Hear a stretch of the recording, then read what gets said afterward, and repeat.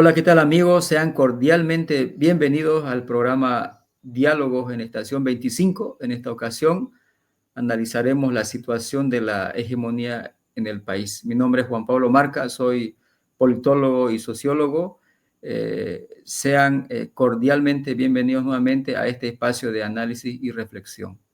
En esta ocasión tenemos invitados especiales. Voy a mencionar en orden de la invitación que pudimos realizar.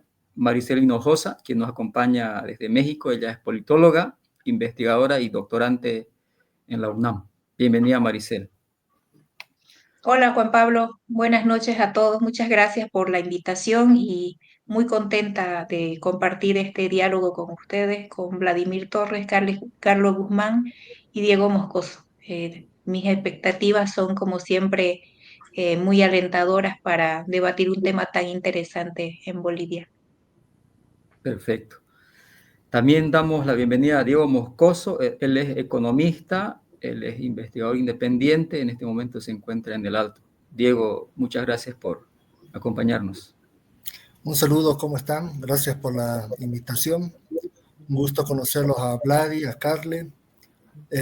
Muchos saludos a Maricel y bueno, pues esperemos que esta conversación pues sea productiva y podamos intercambiar nuestras diferentes perspectivas y bueno, aprender entre todos seguramente lo que vamos a aportar desde nuestras diversas disciplinas. Perfecto, Diego. También damos la bienvenida a Vladi Torres. Él nos acompaña desde La Paz. Él es abogado, politólogo y docente universitario. Muchas gracias, Vladi, por acompañarnos. Bueno, un saludo, buenas noches a todos los panelistas. Una vez más, gracias por la invitación y presto a debatir de estos temas que son tan interesantes e importantes para comprender el país. Muchas gracias, Vladi. También, Carlos Guzmán, muchas gracias por aceptar la invitación nuevamente. Carlos es politólogo, actor de teatro y asesor en el Consejo Municipal de Santa Cruz. Muchas gracias, Juan Pablo. Buenas noches, Diego, Vladi, mucho gusto. Y bueno, a su disposición para la entrevista, para el conversatorio. Perfecto. Seguramente muchos de nosotros hemos analizado la cuestión de la hegemonía a partir de lecturas, análisis que seguramente hemos escuchado en los medios. Diferentes artículos, por lo menos los que yo revisé, indican que el MAS consolidó su hegemonía después del 2008, ¿no? Después de la toma de instituciones, después de la masacre del Porvenir, ya el 2009 cuando gana las elecciones de manera contundente. Posteriormente el 2014 también logra tener buenos resultados. Muchos dicen la época más cúspide, digamos, de la hegemonía del MAS, pero todo eso cambia el 2016, ¿no? En el referéndum y el 21F, que ya hay un descenso de la legitimidad, de la aceptación del liderazgo de Evo Morales. Y posteriormente ustedes saben lo que pasa el 2019, ¿no? Con la renuncia de Evo Morales, con la anulación de las elecciones y ya lo que pasa después, ¿no? En esta ocasión vamos a buscar comprender qué es la hegemonía, si es necesario para un país, cómo se articula y cuáles son los desafíos en el campo hegemónico en Bolivia. Y voy a empezar preguntando en esta ocasión a Maricel. Maricel, entiendo que estás haciendo tu tesis doctoral sobre esta temática. ¿Cómo puedes definir la hegemonía en términos conceptuales desde la ciencia política en tu caso? Eh, bueno, ese es un debate teórico muy largo, muy amplio. La verdad es que el concepto de hegemonía ha suscitado una producción académica, intelectual, muy abundante en América Latina, en Europa, en Estados Unidos. Hay escuelas formadas estrictamente o abocadas estrictamente a los estudios sobre hegemonía. Entonces es un amplio debate que siempre tiene múltiples aristas y múltiples miradas, ¿no? Uno puede articular esas diversas lecturas y esas diversas teorías o escuelas para formar una definición propia de hegemonía.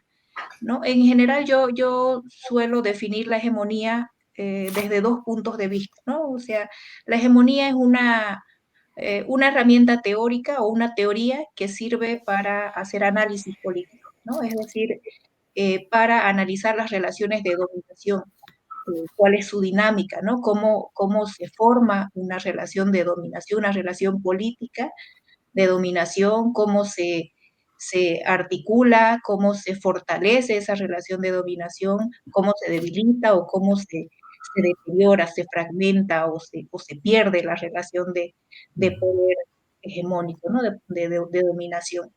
Eso por una parte, y por otra parte también defino la hegemonía como una práctica política, ¿no? Como una forma de construir el poder en términos prácticos, en términos empíricos de una élite o de un bloque social en el poder, ¿no? Una forma de articular o construir su poder, eh, un tipo de poder, un poder hegemónico. Esta forma de construcción del poder hegemónico implica fundamentalmente dos tipos de prácticas de articulación o de conformación de ese poder hegemónico.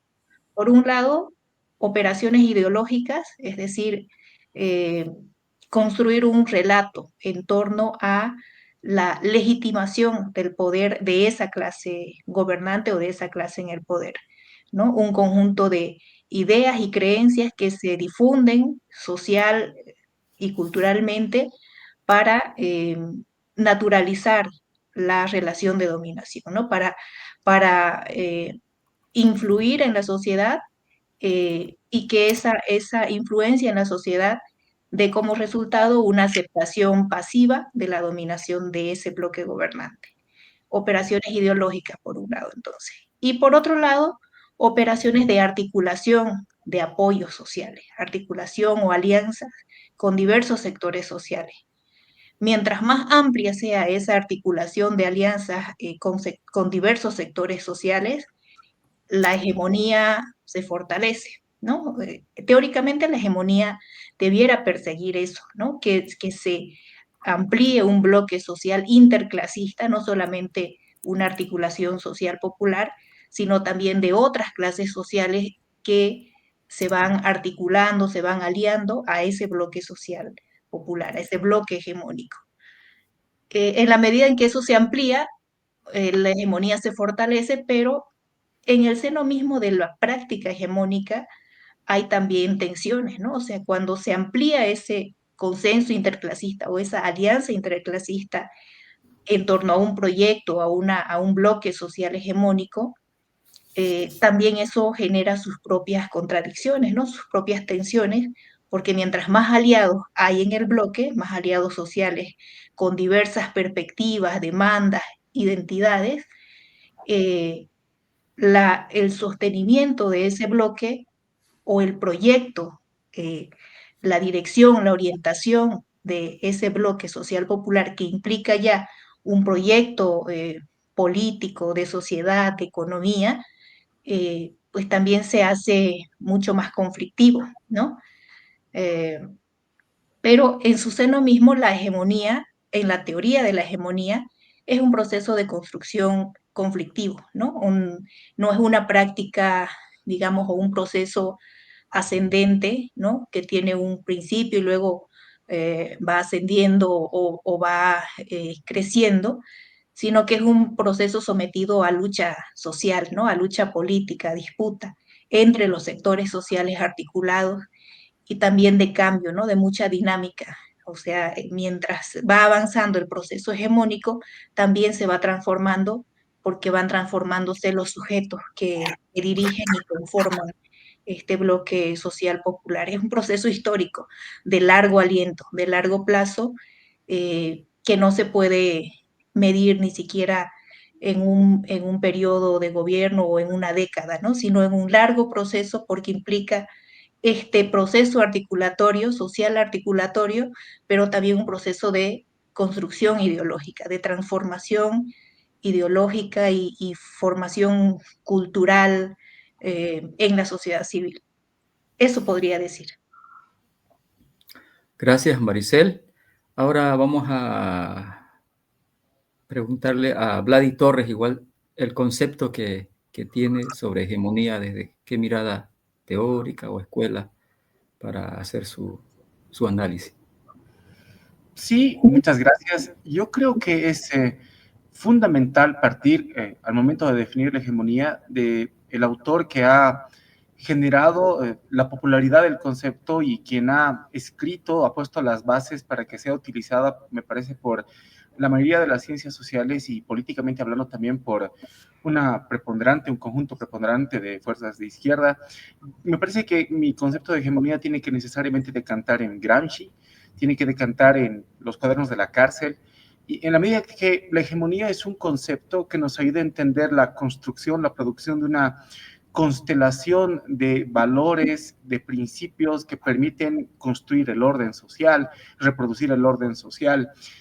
Me parece que cuando se habla de hegemonía se habla necesariamente de lucha de clases, es un concepto marxista y denota necesariamente ese antagonismo, ese enfrentamiento. A mí, cuando yo estudiaba ciencias políticas, me parecía un concepto muy útil para, sobre todo, pensar las relaciones de dominación y las relaciones de poder, más allá del ejercicio de la violencia, más allá del ejercicio del poder puro.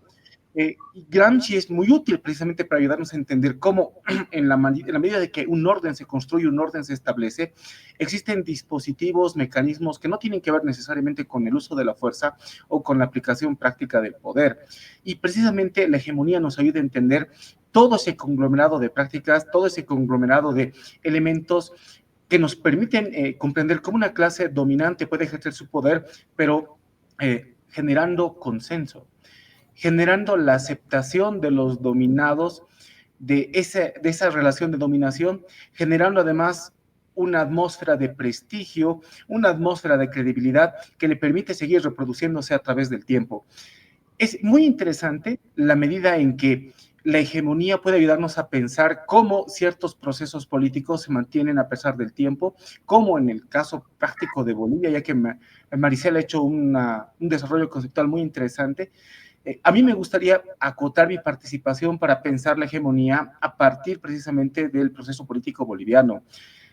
Pensar la hegemonía, la obra de Gramsci puede ayudarnos a entender en qué medida el MAS, con sus dimes y diretes, ha podido mantenerse en el poder por 20 años. ¿En qué medida la oposición, las distintas oposiciones que se han puesto en contra del MAS, han fracasado en su intento para destruir su prestigio, destruir su hegemonía, agrietar el poder que ha ido acumulando a lo largo de 20 años? Y me parece que la hegemonía es clave para entender eso, porque ha sido un proceso de construcción paulatino y accidentado, pero que ha tenido un clímax, un momento, me parece fundamental a partir del año 2014, a partir del año 2010, 2011, 2012, 2014, a partir del segundo periodo y el tercer periodo. La hegemonía nos puede precisamente ayudar a entender cómo el MAS ha logrado gobernar tantos años de una manera prácticamente absoluta, con 2/3 de la Asamblea Legislativa Plurinacional. Y me parece que es interesante también entender en qué medida no ha sido un proceso que ha implicado necesariamente el uso de la fuerza que ha existido, la persecución de opositores que también ha existido, sino también la construcción de una cultura, de una simbología, de una mística, que precisamente era el proceso de cambio y todos los elementos que formaban parte de esa simbología. La hegemonía es precisamente eso. Quiero volver a cerrar el concepto y cerrar también esta mi primera participación. Es un proceso político de construcción de una constelación de valores funcionales a un determinado sistema de poder, a una determinada relación de poder, que permite que esa relación de poder se mantenga estable y se expanda, se desarrolle a través del tiempo. Perfecto, gracias Vladi. Estamos ya precisando qué es hegemonía en el campo de las ciencias sociales, algunos elementos para poder analizar. Voy a pedir ahora a Diego Moscoso, quien nos acompaña desde el Alto. Para vos, digo, ¿qué es hegemonía? ¿Desde qué corriente teórica o autores lo ves? Ya, bueno, yo no soy un especialista o un teórico o profesional en ciencias políticas. Generalmente la hegemonía o el estudio del concepto de hegemonía es más en el ámbito de las ciencias políticas. Sin embargo, me parece que la construcción del concepto, la definición de hegemonía, hay que partirla desde, a mí me gustan, ¿no?, los estudios de Poulantzas, por ejemplo, que se basa en Gramsci, para ir definiendo lo que es la hegemonía y el Estado, en este caso el Estado capitalista. Entonces, para entender o definir la hegemonía hay que partir desde las clases sociales, que son la base de la construcción del tejido social en el régimen actual, ¿no?, a nivel global, que es el régimen capitalista como régimen de producción dominante. Entonces, la construcción de hegemonía, desde mi perspectiva, se construye no desde la ideología o desde lo subjetivo, sino es una construcción desde un contenido concreto económico. La construcción de hegemonía que está relacionada con el poder tiene un origen o una base económica. Los grupos de mayor poder económico tienen mayores condiciones de generar influencia y poder en términos económicos, políticos, jurídicos, culturales, académicos. Entonces, la hegemonía en el contexto actual, en el mundo moderno, tiene que estar o está de cierta manera apoyada desde la capacidad de influencia económica. Ahora, no solamente es lo económico, ¿no?, sino es una construcción de ideología, de cultura, de conocimiento, de actividades de participación política, de influencia y construcción de normativas jurídicas que permiten la construcción, la consolidación de intereses comunes de grupos de personas, de clases, para precautelar y difundir sus intereses particulares en la sociedad. Entonces, mediante la influencia política, cultural, académica, logran o se buscan los dispositivos para que la opinión pública, la mayoría de la sociedad, acepte como suyos los intereses que tienen los grupos hegemónicos de poder. Entonces, esa hegemonía tiene o contiene diversos dispositivos, tácticas, estrategias para que irradien los intereses de los grupos de poder en la población y la población pueda aceptarlos para sí y hasta incluso defenderlos para defender, cuidar, ampliar los intereses, el campo de acción de los grupos dominantes. Eso sería, ¿no?, básicamente mi percepción de lo que entiendo por hegemonía. Perfecto, Diego, gracias por tu mirada más económica, una definición más económica la que nos das. Ahora voy a darle el espacio a Carlos. Carlos Guzmán, ¿cómo ves? ¿Cuáles son los elementos necesarios para analizar la hegemonía desde este punto de vista? Sí, bueno, a lo que se ha dicho previamente, yo agregaría que un rasgo de la hegemonía bueno, son dos elementos, ¿no?, a mi entender, esta idea de proceso, es decir, de formación histórica, como que se habla de procesos hegemónicos, ¿no?, que tienen clivajes, ¿no?, de manera histórica que se ven en el largo tiempo, como decía Maricel, pero también esta idea de dirección, ¿no?, de dirección de la clase dirigente, que está conformada justamente por este bloque en el poder, ¿no? Estos bloques históricos, Portelli hablaba del bloque histórico, ¿no?, en el poder. Y son justamente esta idea de bloques lo que va, a mi criterio, es lo que diferencia la hegemonía, ¿no? Es decir, de poder juntar, de poder consolidar, de poder condensar distintos actores, distintos sectores, distintos espacios en pos de un nuevo sentido de Estado compartido, consensuados, ¿no? Y que también en eso se diferencia con esta idea con la idea weberiana de dominación, ¿no? Que es el monopolio legítimo de la violencia.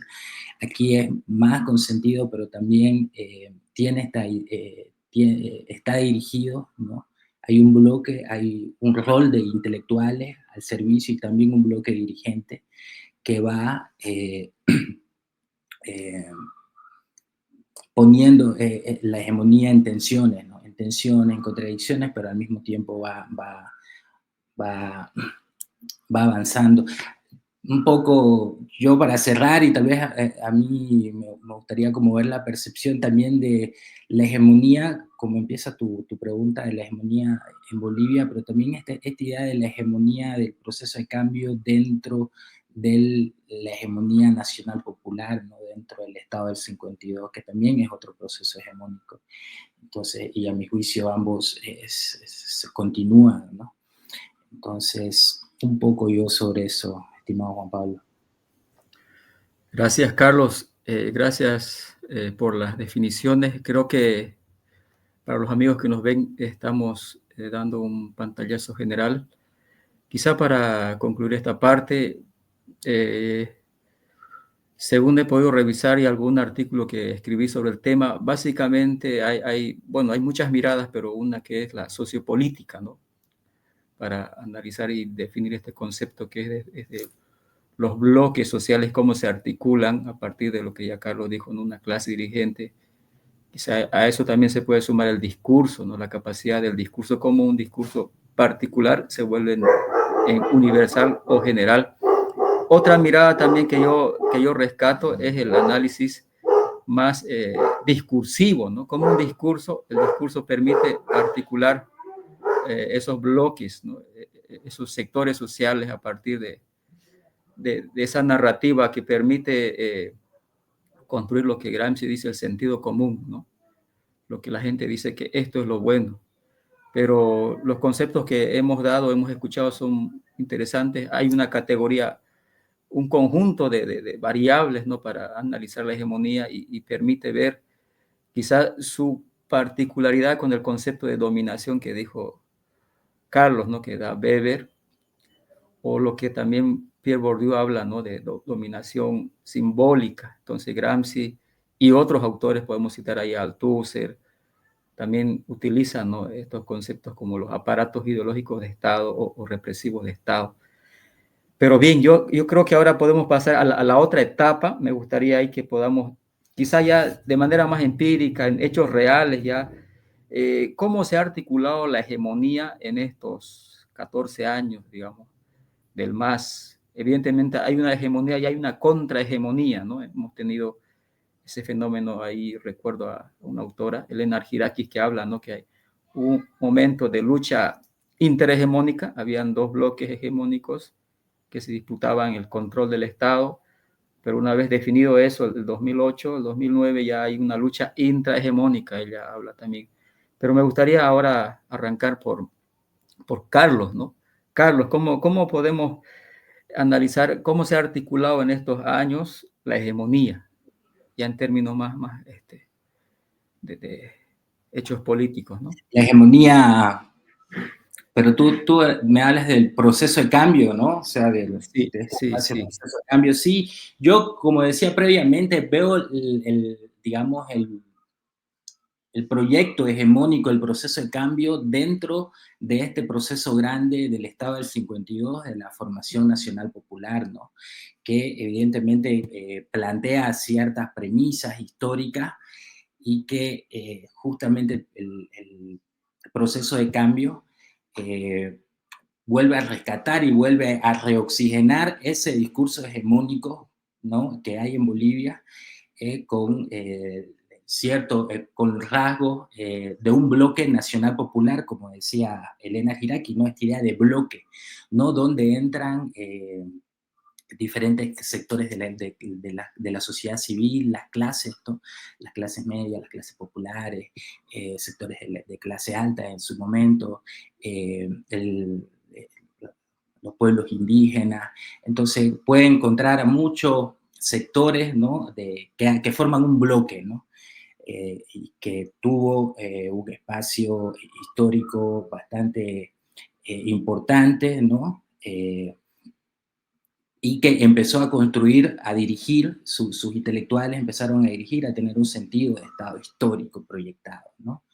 Entonces, pero a lo que has dicho del 2010, 2012, yo creo que hay un momento que es el año 2010, con la represión del TIPNIS en Chaparina, el 25 de septiembre del 2010, que es el momento de la fractura de ese bloque hegemónico y de la salida de los pueblos indígenas como un actor crucial, digamos, y que ya era evidente que no eran un espacio, un sentido, digamos, cultural que iba a liderar ese bloque, ¿no? Cuando salen los pueblos indígenas en el 2010, yo creo que ya empieza la fractura del bloque hegemónico, ¿no? Luego, que es una cosa, el bloque hegemónico, otra cosa es el gobierno de Evo, digamos, ¿no? Los diferentes gobiernos, que gradualmente, podemos analizarlo, se fue desportillando este bloque, ¿no? Y que eso termina con lo que decías el 21 de 2016. Pero a mí me parece que como decía Maricel, la hegemonía hay que verla, ¿no? Un discurso más grande, ¿no? Yo por este momento me quedaría ahí solamente con esa opinión. No sé qué dicen los más compañeros. Gracias, Carlos. Vamos ahora a cederle espacio a Diego. Diego, ¿cómo ves?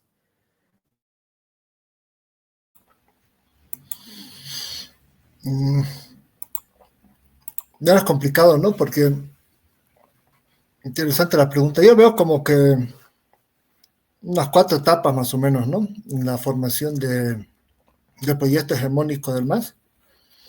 Una primera etapa sería la etapa de formación orgánica de las primeras organizaciones y movimientos populares que fueron articulándose desde principios de los 90 hasta la toma del poder por vía electoral, en 2005.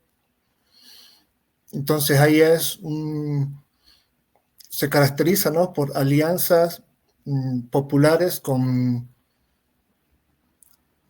una visión o la construcción de una visión de país homogénea, ¿no?, que se traduce en demandas de cambio de la Constitución, nacionalización de recursos, la nacionalización de las empresas, control de recursos estratégicos, etc.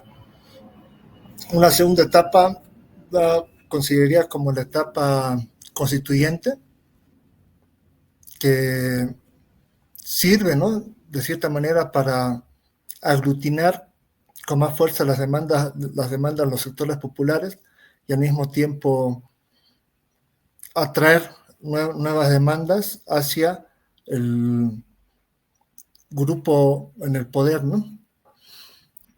La tercera etapa, como la post-constituyente, quizás es un desplazamiento en las alianzas de clases al interior del bloque en el poder.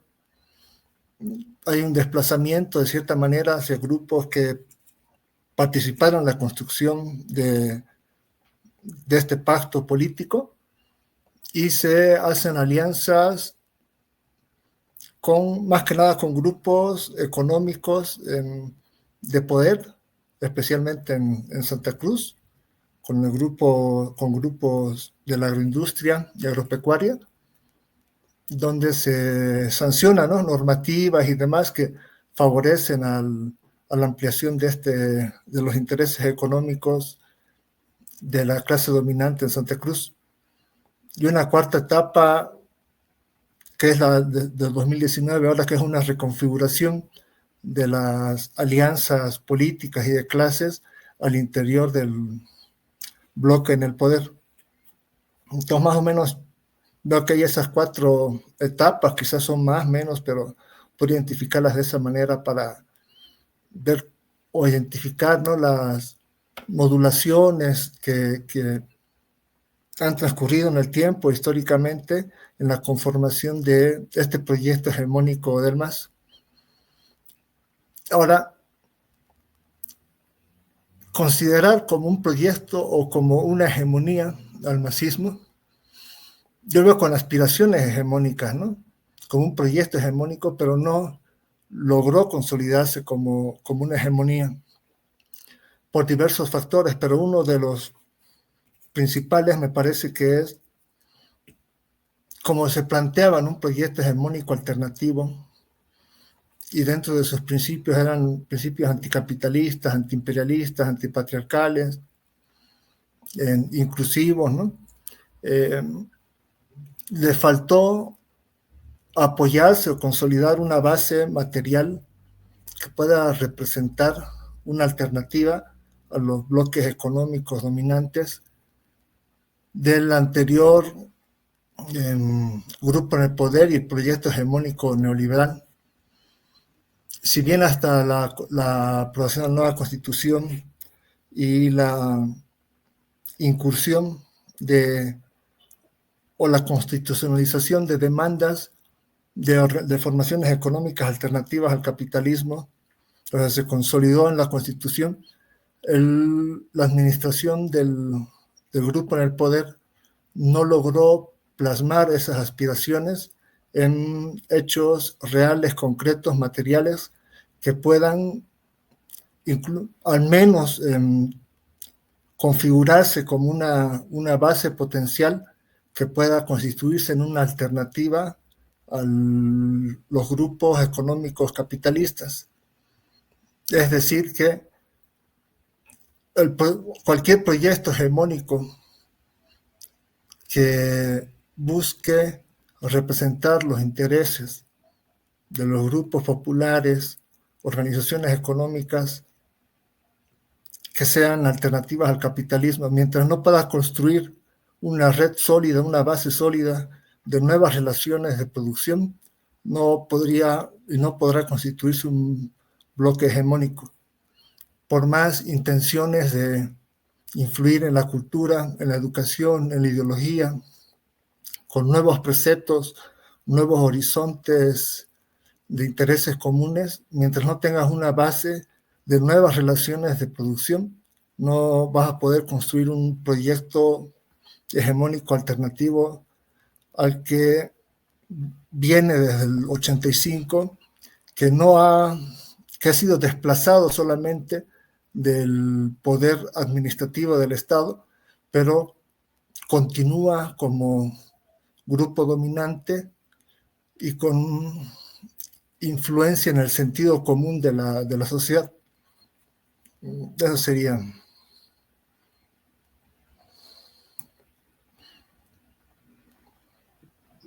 Bueno, desde mi perspectiva, sumando a lo que ya han dicho Carlos y Diego, yo concuerdo con Gustavo, por ejemplo, en el hecho de que dice el MAS no logró consolidar una hegemonía. Comparto esa opinión en el sentido de que nunca una hegemonía es vista como tarea acabada, ¿no? O sea, nunca una hegemonía logra su plenitud, ¿no? Una hegemonía siempre es un proceso inconcluso, endeble, discutible, un proceso que tiene diversas manifestaciones en el tiempo, diversas formas de aparición en el tiempo, ¿no? Incluso diría que hay una línea, una continuidad un tanto segmentada de la aparición de la hegemonía. Por lo tanto, yo no hablaría de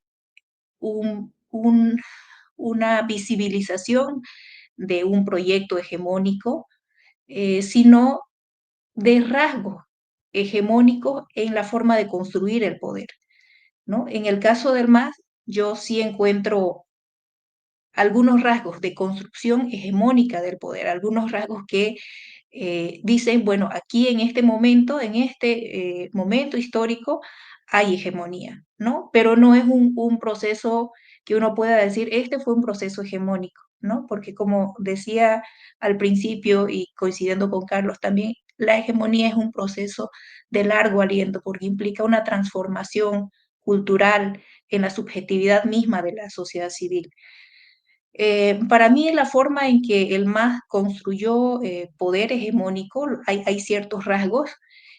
Haría esta distinción también, una fase, digamos, preestatal de construcción de la hegemonía y una fase estatal o gubernamental de construcción de la hegemonía. En la fase preestatal, evidentemente hay una mayor, un papel mucho más relevante, preponderante, mucho más activo de las organizaciones sociales, ¿no? Cómo se aglutinan, cómo se prefigura ahí un discurso, un proyecto, cómo se va configurando un proyecto nacional, ¿no? De desarrollo nacional, un proyecto de Estado, de economía y de sociedad nacional, ¿no? La idea del Estado plurinacional. Y ahí la lucha fundamental fue básicamente en términos ideológicos discursivos, como recalcaba también o destacaba Juan Pablo. Hay una fase donde la construcción de la hegemonía es preponderantemente ideológica, ¿no? Donde el discurso, la ideología, la difusión de ideas, la configuración de ideas creíbles, ideas movilizadoras, es mucho más importante, ¿no? O es el recurso fundamental para lograr esa articulación de una voluntad general o de una voluntad mayoritaria en torno a un bloque y un proyecto político. Y ya la fase gubernamental es la fase que diríamos de ejercicio práctico del poder, donde el MAS cobra preponderancia, no necesariamente porque tenga que ser así, sino porque el MAS desplazó el protagonismo activo de las organizaciones sociales.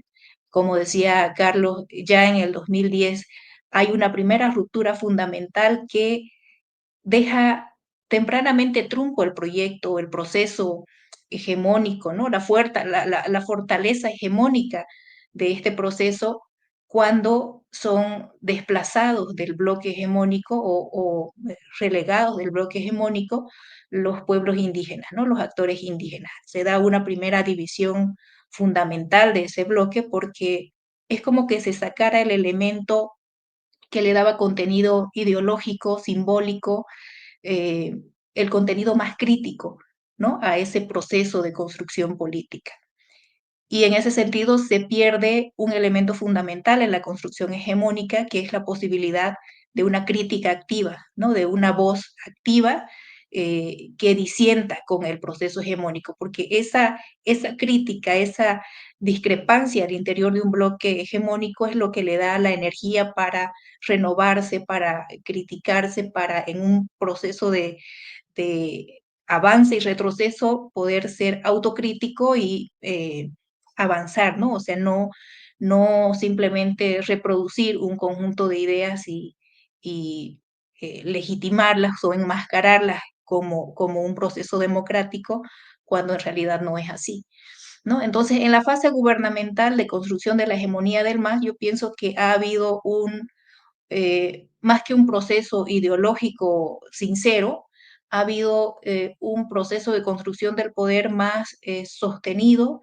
en un intercambio prebendal, ¿no? Un intercambio de incentivos más materiales que ideológicos, eh, ya sea a través de la distribución de obras, de recursos, de políticas populistas, de bonos, de incentivos, de cargos políticos, eh, distribución de influencias, sé yo, pero es una relación que debilita el proceso hegemónico, o sea, es una forma de construcción hegemónica en el sentido de que la hegemonía también implica ese aspecto, ¿no? La teoría misma de la hegemonía dice que tanto de contenido ideológico, pero también de contenido un poco más práctico, ¿no? O sea, de mostrar también resultados prácticos o incentivos materiales para suscitar ese consentimiento de la sociedad civil. Pero en la fase gubernamental del MAS yo creo que hay un desequilibrio sustantivo notable, ¿no? El poder se construye fundamentalmente desde esta lógica de intercambio más de tipo prebendal que un intercambio o una adhesión o una consolidación de la cohesión de ese bloque en términos de convicciones ideológicas, ¿no? Eso podría decir por el momento. Gracias, Maricel. Vuelvo después de unas fallas técnicas en mi internet. Bien, vamos a continuar ahora con Vladi. Nos gustaría conocer su mirada de cómo el MAS ha construido o articulado su hegemonía desde el 2005, incluso otros dicen más antes, ¿no?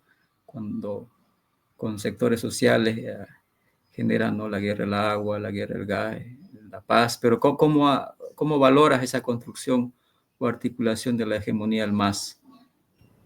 Pues yo haría una división de la construcción de la hegemonía social y otra de la construcción política.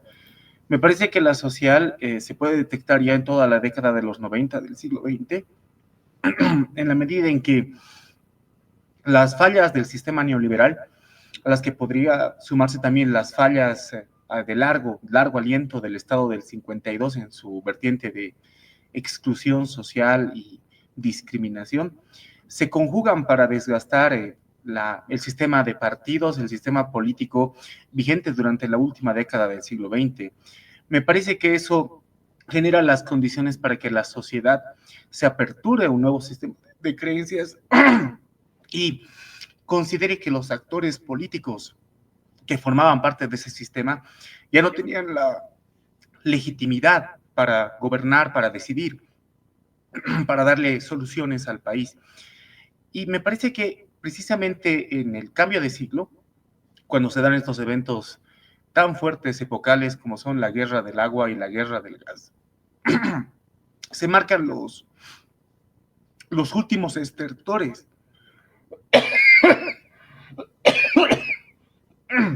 O sea, se dan los últimos recursos que tiene el sistema previo para tratar de regular a la sociedad, para tratar de canalizar sus demandas, fracasan y se da un cambio de época. Pero me parece que eso tiene que ver necesariamente con la construcción de la hegemonía, pero desde una base social, a partir de actores sociales y a partir del desprestigio que genera la movilización de esos actores sociales y la insatisfacción de esas demandas con determinados actores sociales. Me parece que el campesinado es fundamental, particularmente los cocaleros, que durante toda la década de los 90 se han esforzado por representar el lado más inhumano, más servil del Estado llamado neoliberal a los intereses extranjeros y no tanto a los nacionales.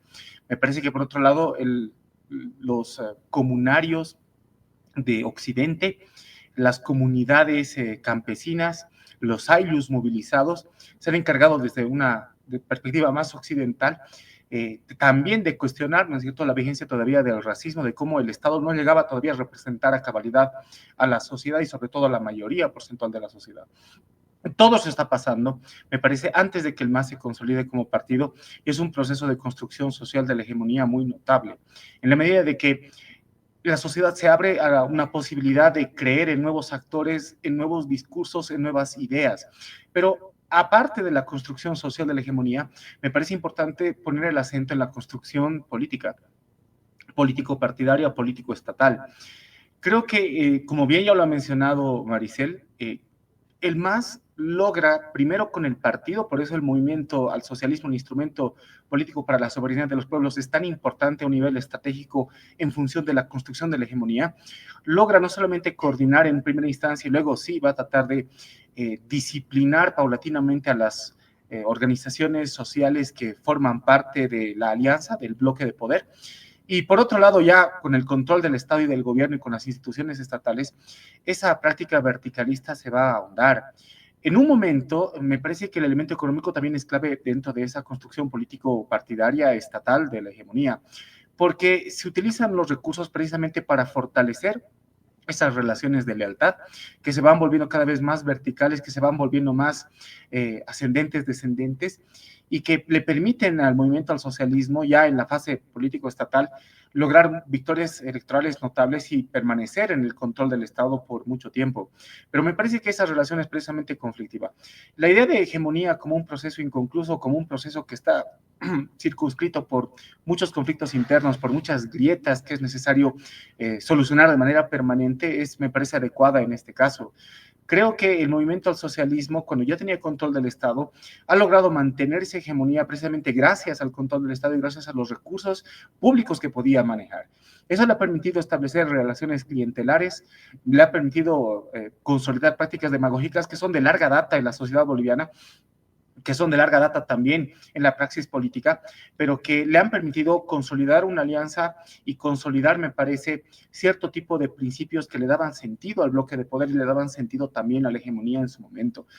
Claro que el problema ha sido, y creo eso ya es la faceta más contrahegemónica y de desgaste ya de esa hegemonía, en la medida que esas condiciones han ido variando y en la medida que es un bloque que se mantiene de una condición inestable y la solución que se ha dado para darle una consistencia más o menos sólida en el primer y el segundo mandato de Evo Morales es precisamente el presidencialismo, un presidencialismo exacerbado, que precisamente para mantener cohesionado al bloque, el primer gobierno del MAS ha sido muy conflictivo, ha sido muy parecido al gobierno de Luis Arce en sus primeros meses, sus primeros años, y que amenazaba ante la existencia de un bloque contrahegemónico, el de la media luna, a grandes rasgos, debilitarse y finalmente caer y ser derrotado.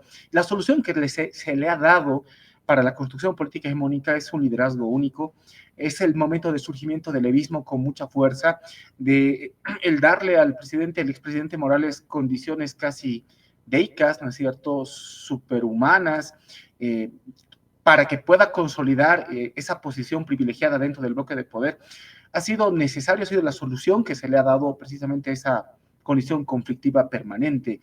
El efecto contrario, el efecto secundario nocivo a largo plazo y a mediano plazo para eso, ha sido que precisamente se ha tenido que ejercer de una manera cada vez más vertical el poder. Se ha tenido que supeditar a las organizaciones sociales, se ha eliminado prácticamente cualquier tipo de posibilidad de debate democrático interno, de regeneración de liderazgos y de mandos medios, y se ha hecho cada vez una relación cada vez más dependiente clientelar. Eso ha sido un problema precisamente ya a partir del 2016, cuando existían los mecanismos legales para impedir que ese bloque se mantenga. Es el momento en el que se decide optar por la repostulación, y por el referéndum primero, luego por la repostulación en tanto derecho humano, vulnerando el referéndum, y es el momento en que se llega al 2019. Claro que hasta ese momento, y creo que es una acotación muy importante que ha hecho, me parece que era uno de los participantes, Marcelo, no estoy hablando de memoria, creo que el TIPNIS es un hito, pero que no, a mi entender, no fracturaría totalmente o ni siquiera amenazaría seriamente la hegemonía, porque lo que ha pasado no es que el sector indígena, los pueblos de tierras bajas se salgan del bloque dominante, lo que ha pasado es una partición de sus organizaciones políticas. Eso significa que hay un bloque que se separa, pero que hay un bloque que mantiene su condición servil al MAS y al Estado controlado por el MAS. Claro que es una debilidad, me parece que es un rasgo que podría identificarse como el principio del agrietamiento del bloque, pero a partir del 2010 y el 2014, el MAS va a seguir manteniendo, me parece, una condición privilegiada en toda esa estructura de poder que logra articular. Si hay un momento en que se logra debilitar eso, precisamente ha sido a partir del 2016. Y hablando ya en términos sociales, no solamente políticos, y hablando en términos de clase, yo no soy marxista ni soy izquierdista, me parece que manejar el bagaje conceptual marxista es problemático hasta cierto punto, en la medida que entender Bolivia a partir de las clases sociales puede ser problemático, pero en la medida en que adoptando ese lenguaje, adoptando el panorama hegemónico y el inicio del fin del bloque que había ido construyendo el MAS con el tiempo, me parece que el perder a las clases medias urbanas es un hito insoslayable, muy importante, y eso se da precisamente no por cuestiones netamente económicas, sino por cuestiones políticas. La vulneración del referéndum del 2016 es fundamental, me parece, para que un sector de la población boliviana, las clases medias urbanas en su mayoría, se descontenten y se horrorizan por esa desmedida, por ese ejercicio desmedido de poder tan autoritario y tan vertical que no tiene precedentes en la época democrática en nuestro país. Me parece que el MAS hace muchos esfuerzos a través del gobierno, a través de sus organizaciones sociales, para recuperar ese segmento de la población que es necesario, que ha sido necesario históricamente para que el MAS tenga victorias electorales tan contundentes. Pero me parece que eso fracasa y el 2019 es prueba de eso. el 2019 el MAS ya no es capaz de repetir sus victorias electorales del 2014 y del 2010. Y es precisamente porque la hegemonía está fracturada, pero no tanto en su eslabón indígena, que es un antecedente para reconocer, pero me parece que ha sido gravitante precisamente en las clases medias urbanas, que tienen, me parece, una composición mucho más compleja. La clase media de extracción popular emergente, la clase media tradicional, la clase media profesional y todos los tipos de clase media que existen, me parece que no pueden ser valoradas con el mismo lente, con el mismo parámetro, pero creo que la clave está en entender en qué medida las clases medias se van alejando del MAS, las clases medias urbanas, sobre todo de las capitales de departamento y de las ciudades intermedias, y el MAS ya no puede ejercer la misma fuerza que tenía antes a un nivel político partidario. Esa sería mi intervención por el momento. Gracias, Vladi y amigos, por las definiciones que nos aportan. Quizá a manera también de matizar un poco mi mirada sobre cómo se construye la hegemonía del MAS, me gustaría resaltar 2008, básicamente cómo el MAS, a partir del proyecto que tiene, ¿no? En la Asamblea Constituyente, el proyecto del Estado Plurinacional, que es articulado básicamente o inicialmente desde tierras bajas, desde los pueblos indígenas de tierras bajas, a la cual se suman otros sectores sociales a nivel país, incluso los pueblos indígenas de tierras altas, ¿no? Los aymaras y quechuas. Pero ya en lo electoral es un espacio también, ¿no? Donde se disputa la hegemonía. Eso el 2005 nos muestra, ¿no? Cómo lo electoral, la maquinaria electoral es muy útil para disputar el poder o en todo caso la hegemonía. Pero como Bolivia vivía desde el 2005 hasta el 2008 un periodo de lucha interhegemónica, había un bloque ascendente, pero había otro bloque que se resistía a dejar, digamos, el Estado.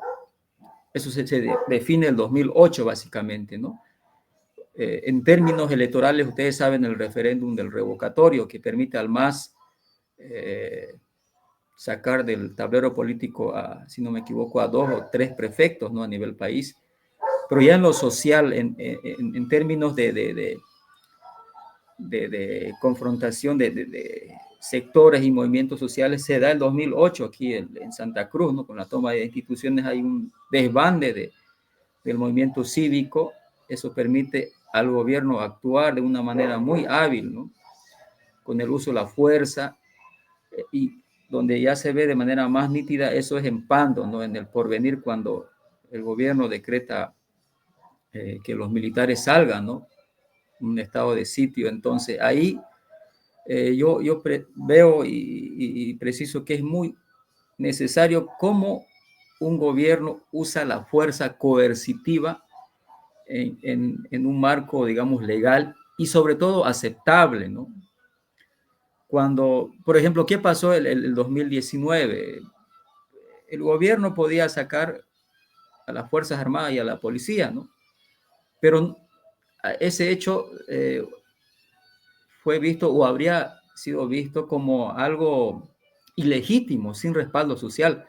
Pero el 2008 había un consentimiento, un apoyo, yo diría, masivo a que se ponga orden, pero el 2019 no pasó y lo peor todavía, hubo el motín policial inicialmente y después que las Fuerzas Armadas no desconozcan, ¿no? Entonces, creo que la hegemonía, en el caso del MAS, inicialmente es como sabe usar los elementos que ya ustedes han mencionado, pero sobre todo la fuerza coercitiva, ¿no? Y cómo esa fuerza coercitiva es legitimada y aceptada por la sociedad civil, por los diferentes sectores, ¿no? Entonces, esos elementos yo los resalto. Y ahora tal vez para continuar a la siguiente etapa o cuestión que vamos a tocar, ¿ustedes ven que hay un proyecto hegemónico como tal en este momento? Y sobre todo, ¿cómo ven esa articulación o desarticulación, en este caso del MAS? La mayoría seguramente coincide que el MAS está en un proceso de descomposición de su legitimidad y, por qué no decirlo, de su hegemonía, más aún viendo, ¿no? La interna en el MAS. Tenemos una facción evista, una facción arcista, que están minando, ¿no? La capacidad, digamos, incluso del aparato político, ¿no? Y peor aún de la gestión de gobierno. Me gustaría aquí empezar por Maricel. ¿Cómo ves, Maricel, esta etapa de desarticulación de la hegemonía del MAS, si lo ves así? Y también cómo ves eh, a la oposición. ¿Se está articulando un bloque alternativo social desde la oposición? ¿O qué elementos podemos ver ahí? Eh, bueno, es una pregunta un tanto compleja, ¿no? Yo diría, en primer término, que podemos hablar más de la desarticulación política del MAS, ¿no? La desarticulación de una fuerza política o de una fuerza política no tradicional, ¿no? Sino de un partido político que tiene su propia particularidad, una amplia alianza de sectores social populares bajo la dirección institucional, digamos, de un partido político, el MAS, ¿no? Pero yo atribuiría la hegemonía más a un proyecto que a un partido o a un líder político, ¿no? Yo diría que la hegemonía corresponde más a un proyecto o a un ciclo político, ¿no? Como decía Carlos, para mí hay una continuidad también, coincido con él, en esta idea de que hay una continuidad del proceso hegemónico que inaugura el MNR en 1952. Creo que ese proyecto que quedó también inconcluso, truncado, que tuvo sus avances hasta cierto momento histórico, presentó sus limitaciones y luego hubo un proceso ya de corte en ese proceso durante los gobiernos militares, pero luego creo que ese proyecto se reedita, obviamente se incorporan nuevos elementos, el elemento del sujeto indígena como el sujeto dirigente del bloque hegemónico, con el MAS, ¿no? Con el proyecto del MAS, pero hay una suerte de continuidad de ese proyecto inaugurado por la Revolución Nacional, ¿no? En el sentido del proyecto de construcción de un Estado nacional, de un proyecto de construcción y fortalecimiento de una burguesía nacional, esta vez una burguesía que se le ha llamado la burguesía popular, algunos autores dicen la burguesía chola, pero es esta suerte de alusión a un proyecto de construcción, consolidación política y económica de las clases social populares, fundamentalmente campesinas, ¿no? Entonces, pienso que hay un proceso de desarticulación en ambos sentidos. Haría esta distinción. Hay un proceso de desarticulación de la fuerza política, el MAS, hay un proceso de crisis interna, yo diría, y hay un proceso también de desarticulación o, utilizando el concepto que tú manejas también, Juan Pablo, un proceso de envejecimiento de la hegemonía del proyecto nacional popular y del proyecto del Estado plurinacional, ¿no? Creo que como proyecto político, como ciclo político, como un ciclo de desarrollo o de democratización del Estado, el proyecto del Estado plurinacional también está en un proceso de debilitamiento, de envejecimiento, porque ya no articula una voluntad general, una voluntad nacional, una voluntad mayoritaria, ¿no? O sea, ¿quiénes eh, eh, cuánto moviliza o cuánta emoción causa, ¿no? El proyecto, la alusión a un proceso de construcción del Estado plurinacional en la actualidad. No es ya una idea movilizadora. El proyecto del Estado plurinacional tuvo sus avances, llegó a un momento en que se detiene, ¿no? Encuentra limitaciones y se detiene. Como proyecto ya no tiene capacidad de renovarse o de ofrecer incentivos para la movilización social, para la adhesión y la cohesión social en torno a ese proyecto, por una parte, y por otra parte, la élite política que lo condujo pierde fundamentalmente una condición fundamental en la construcción y renovación de un proyecto hegemónico, que es la condición moral, ¿no? Como decía Vladi, el 2016, con el desconocimiento de los resultados del referéndum por la repostulación, la posibilidad de repostulación del presidente y vicepresidente, creo que ahí se deteriora la credibilidad y la condición moral de ese liderazgo político, ¿no? De ese, eh, de la conducción en manos de esos líderes políticos. ¿Por qué? Porque se desconoce un resultado democrático, o sea, hay una suerte de desprestigio de la élite política que conduce el proyecto nacional, ¿no? Y ahí pienso que es un momento decisivo de cómo va a terminar este proceso de construcción hegemónica. Como ahí, no diría que ahí empieza, pero allí ya es una manifestación patente, visible, de cómo se deteriora el ejercicio del poder del MAS, ¿no? Llegando ya a un momento de ejercicio del poder incluso, diría yo, represivo o coercitivo. Eso diría. Perfecto, Maricel. Ahora, Diego, nos gustaría conocer tu perspectiva también de esta etapa de desarticulación del MAS. ¿Qué rol juega en este caso la oposición? ¿Es porque la oposición trabaja o obedece más a fallas del movimiento al socialismo, en este caso, en esta última etapa que estamos viendo? No, son varios factores, ¿no? Pero principalmente me parece que lo que estamos viendo es se evidencia, ¿no? Las contradicciones de ese discurso que intentó imponer la clase dirigente del MAS al considerar al Estado como un Estado conciliador de los intereses de clases. Entonces, los diversos intereses, contradicciones de las distintas clases que estaban al interior, o sea, que están al interior del MAS, al interior del Estado,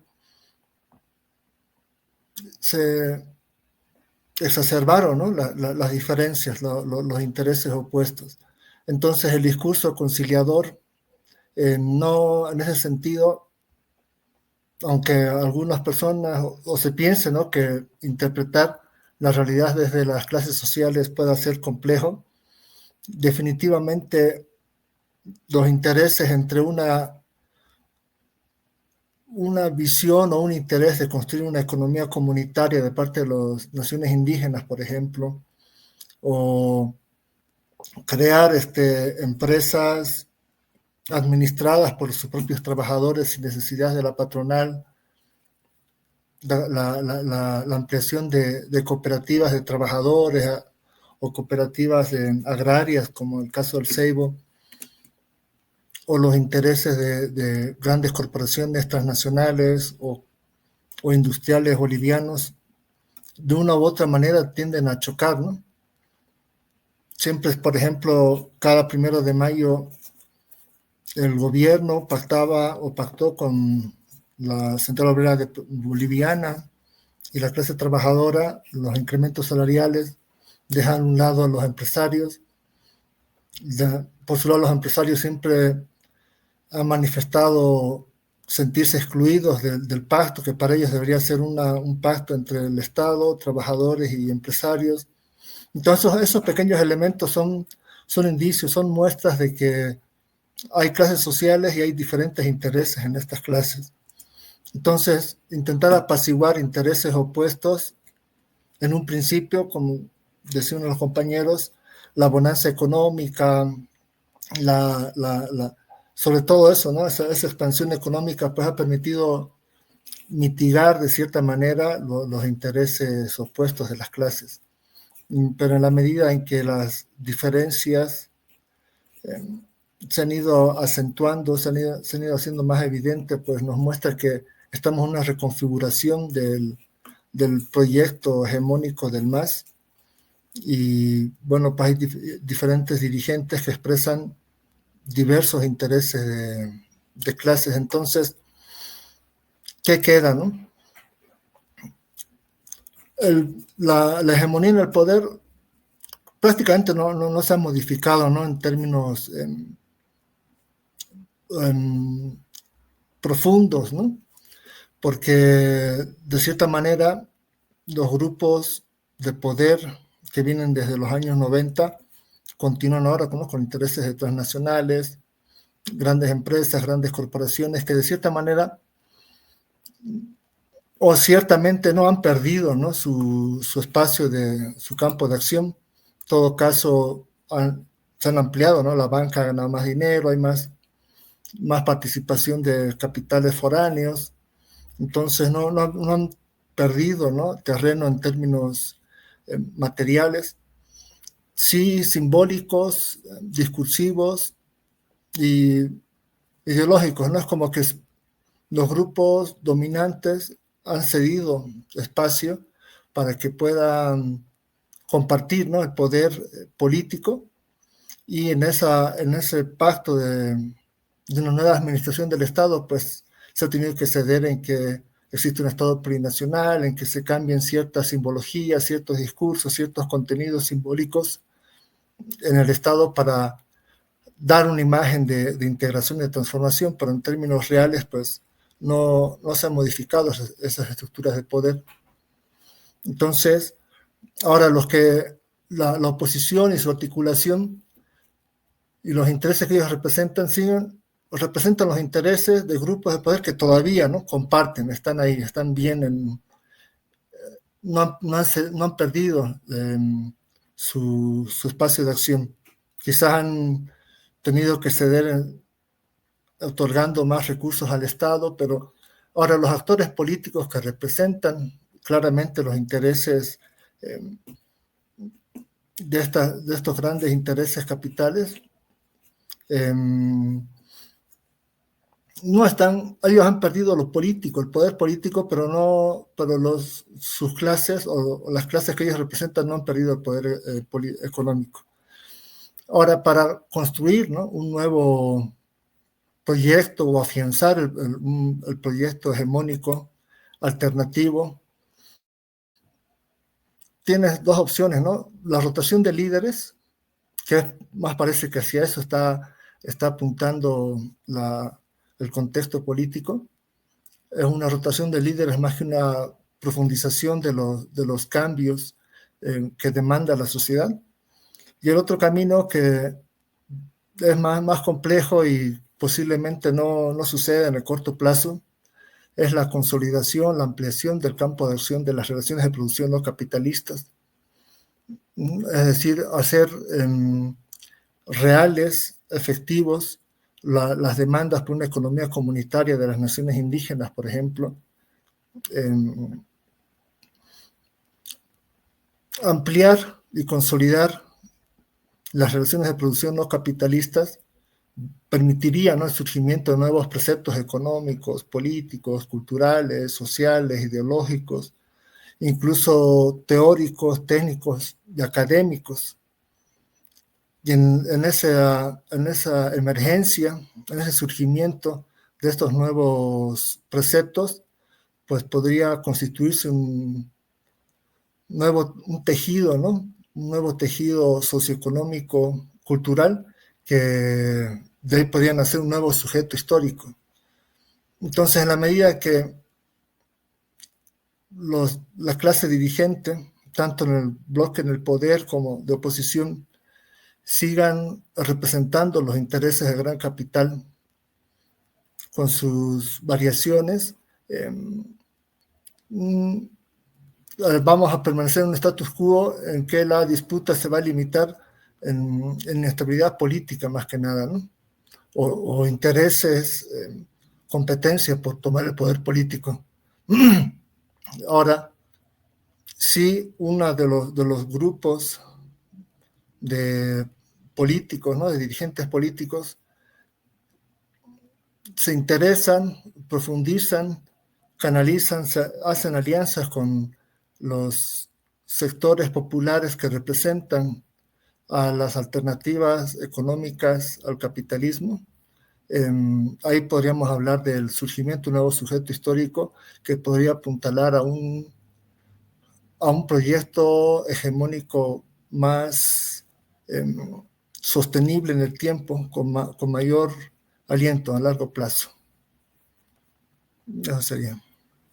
Gracias, Diego. Me pareció interesante lo que mencionas, ¿no? Ahí podemos diferenciar la categoría de clase dominante del marxismo y cuál es la clase política o clase dirigente. Y recuerdo que un amigo, Manuel Suárez, decía que en el gobierno de Evo Morales es cuando más plata hicieron los empresarios, ¿no? Pero bueno, vamos ahora a ceder el espacio a Vladi. ¿Cómo ves en el contexto que estamos analizando esa relación, ¿no? de actores, bloques o partidos? ¿Hay una alternativa? ¿Ves una alternativa? ¿Cómo el MAS está jugando en esta coyuntura, ¿no? Al año tenemos las elecciones. ¿Qué elementos rescatarías en estas coyunturas últimas que el país vive? Pues me parece que hay que leer la coyuntura en parte debido a los antecedentes históricos.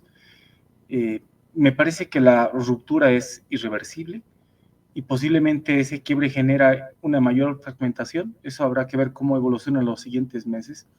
Lo que no implica necesariamente que el bloque que lideraba el MAS esté completamente derrotado y haya llegado a su fin de ciclo. Me parece que gran parte de la población se aferra a los recuerdos de los buenos tiempos del proceso de cambio. Y me parece que hasta cierto punto contemplan al levismo, no necesariamente Evo Morales, pero sí al levismo, como una especie de vuelta nostálgica a ese periodo, ¿no?, de bienestar, de relativa estabilidad. Y me parece que ante esa ilusión medio desportillada, pero que se mantiene vigente y latente, con un marxismo completamente derrotado, la crisis económica va a ser fundamental. Como bien lo han mencionado ya Maricel y otros expositores, no sé si lo correcto sería llamar envejecimiento a lo que le ha pasado al discurso oficialista, a la hegemonía, a la legitimidad del proceso de cambio de los actores que componen el bloque de poder vigente en los últimos 20 años. Pero me parece que los escándalos sexuales, la corrupción, el autoritarismo, el manejo discrecional de la institucionalidad estatal, el nepotismo, que son una constante, me parece, en la historia política del país, sí han debilitado ese proceso, pero me parece que lo fundamental que podría despacharlo y hacerlo desaparecer y ponernos a puertas de un nuevo ciclo político, de la construcción de la emergencia de una nueva hegemonía distinta a la que hemos conocido estos últimos 20 años, es precisamente la crisis económica, su agudeza y la perspectiva que existe de que no mejore. Y me voy a fundamentar en algo crucial. Me parece que gran parte de la base de esa hegemonía, de ese proceso hegemónico que ha construido el MAS a lo largo de tantos años, tiene que ver necesariamente con condiciones económicas favorables, con un bienestar holgado y que ha sido hasta cierto punto distribuido de manera horizontal hacia sectores que tradicionalmente se han visto excluidos del desarrollo y el crecimiento económico. Ha permitido el ascenso social y me parece que también ha permitido un flujo económico muy grande, tanto en exportación como importación, como en la construcción de un mercado interno. Eso está en crisis ahora. Me parece que si eso no existe, difícilmente cualquiera de las facciones, ya sea la vista, que me parece la mejor parada hasta ahora, van a poder reproducir las condiciones de poder políticas y culturales de la hegemonía que estaban dirigiendo. Y me parece que es ante eso, las fuerzas opositoras nacionales, como bien ha dicho Maricel, no tienen un proyecto, no tienen una alternativa. De hecho, todos los actores políticos provienen de un sistema previo al del proceso de cambio, son actores viejos, sesentones, setentones, Manfred Reyes Villa, Samuel Doria Medina, Jorge Tuto Quiroga, Carlos Mesa, son personajes de la vieja política y son personajes de un periodo político previo. Me parece que eso y el que no puedan articular un bloque único y el que no tengan una perspectiva, un horizonte, un proyecto de país, hace muy poco probable que estemos a la puerta de una nueva construcción hegemónica. Sin embargo, algo que me hace pensar que podríamos estar en una etapa previa, pero no analizando la dimensión nacional, es necesariamente recurrir a la dimensión internacional geopolítica. Creo que Milei, no solamente Milei, pero principalmente Milei, es fundamental en el cambio de época que se está viviendo a nivel continental y, por qué no decirlo, mundial. Es muy difícil que Bolivia se mantenga al margen de ese nuevo flujo de ideas y conceptos políticos y también económicos que están ya circulando, no solamente a un nivel comunicacional, sino también social. Las redes sociales han servido como acelerador para dinamizar ese tipo de mensaje. Me parece que estos contextos de crisis son fundamentales para operar nuevamente un cambio de mentalidades, un cambio de shift ideológico, el shift ideológico que lo que el proceso de cambio ha construido a lo largo de 20 años.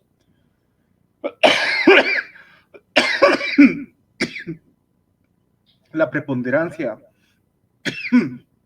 del elemento étnico en la política, la necesidad de concebir Bolivia como un estado multiétnico o pluricultural, en la cual los excluidos de ayer, los subalternos de ayer, tengan la capacidad para construir el Estado y dirigir el Estado, precisamente está entrando en crisis. Me parece que bajo el influjo de las ideas que van circulando a nivel continental, esa nueva visión de la libertad y de la destrucción, o por lo menos progresivo desarme del estado de bienestar intervencionista, me parece, es una de las señales del cambio de época que se está viviendo. En la actualidad hemos tenido muchos actores políticos que han tratado de recepcionar esas ideas y de divulgarlas y de representarse a sí mismos como nuevos actores políticos, pero creo que no lo han logrado todavía.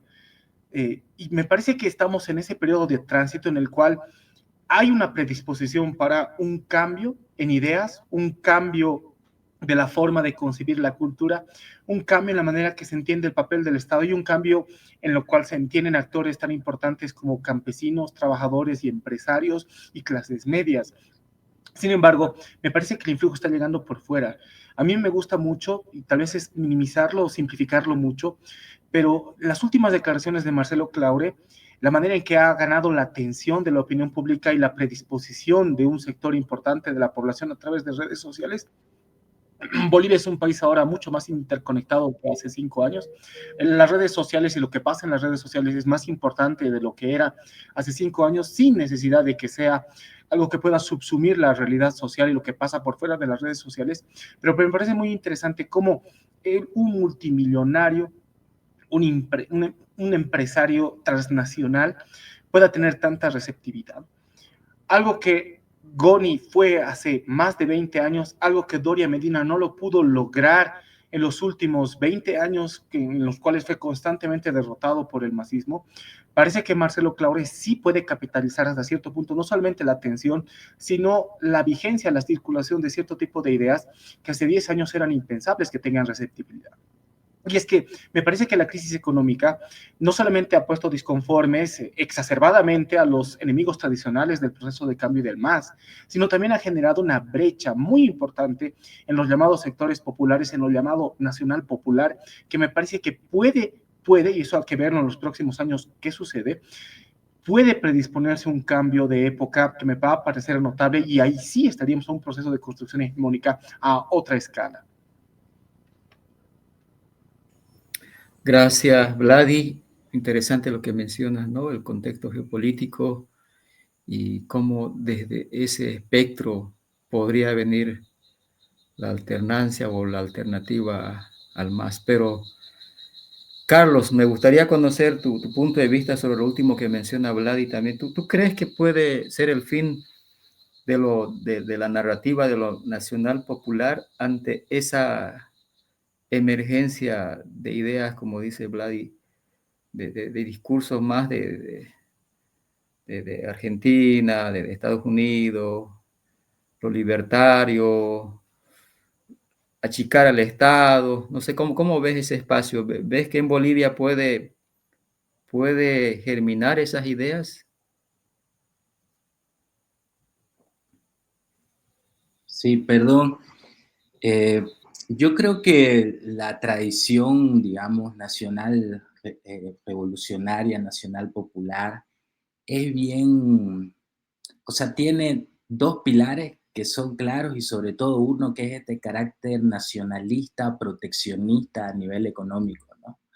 O sea, desde la nacionalización de las minas, desde la reforma agraria, ¿no? Pasando por Torres, pasando por Banzer, bueno, en los 90 se flexibiliza un poco, pero no se privatiza totalmente como lo que sí ha ocurrido en Argentina. Y yo creo que eso se debe a la revolución, ¿no? Hay tres países en Latinoamérica que han tenido revoluciones izquierdas, revoluciones socialistas, ¿no? México, Cuba y Bolivia.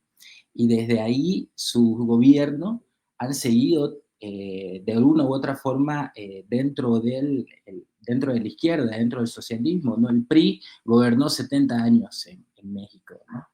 Eh, el, el MNR continúa, digamos, de alguna u otra forma. Y todos los actores, a mi juicio, que se ven ahorita dentro del espectro, dentro del campo político, pertenecen de una u otra forma a esta herradura nacional popular que decía Cachín Antesana, ¿no? De la derecha hasta la izquierda, ¿no? De Torres a Banzer, ¿no? De Evo a Camacho, digamos, ¿no? Con un discurso proteccionista, un discurso autoritario, un discurso que no cree en las instituciones, que no las fortalece, que no cree una modernización, ¿no? Todos van en diferentes matices, ¿no? No hay otra alternativa. Lo que yo sí creo dentro de estos procesos hegemónicos, contrahegemónicos, o más que contrahegemónico, sino en este proceso largo, es de que hay una siguiente etapa de la hegemonía del Estado del 52 que puede convertirse en una alternativa, digamos, dentro de la crisis hegemónica, la crisis orgánica, porque Gramsci también hablaba de la crisis orgánica, ¿no? Al interior del bloque, ¿no? Pero a veces estas crisis generan, por dentro del mismo bloque, generan salidas, ¿no? ¿Cuál yo veo que es como la siguiente etapa de este proceso, que puede ser una narrativa también dentro del Estado del 52, otra etapa que un poco obedece a esta coyuntura de disolución del gobierno, del proceso de cambio, es la emergencia del, digamos, del modelo, entre comillas, de desarrollo cruceño, o esta idea de, de de comercio, digamos, de liberalismo, de un neoliberalismo de comercio que plantea tanto la ciudad de Santa Cruz como la ciudad del Alto, ¿no? Que al mismo tiempo son, Santa Cruz es un proyecto del Estado del 52, ¿no? ¿No? La marcha hacia el oriente, la carretera de 1952, esta idea de ampliación de la frontera agrícola, y que también ya pone otros elementos que son el libre mercado, comercio, constantemente plantear tanto Santa Cruz como el Alto como capitales internacionales y capitales del comercio internacional y geopolítico, abriendo, digamos, quitando ese proteccionismo que ha marcado el Estado del 52, pero que se generan como una continuación, digamos, de ese mismo Estado, ¿no? O sea, no necesariamente son.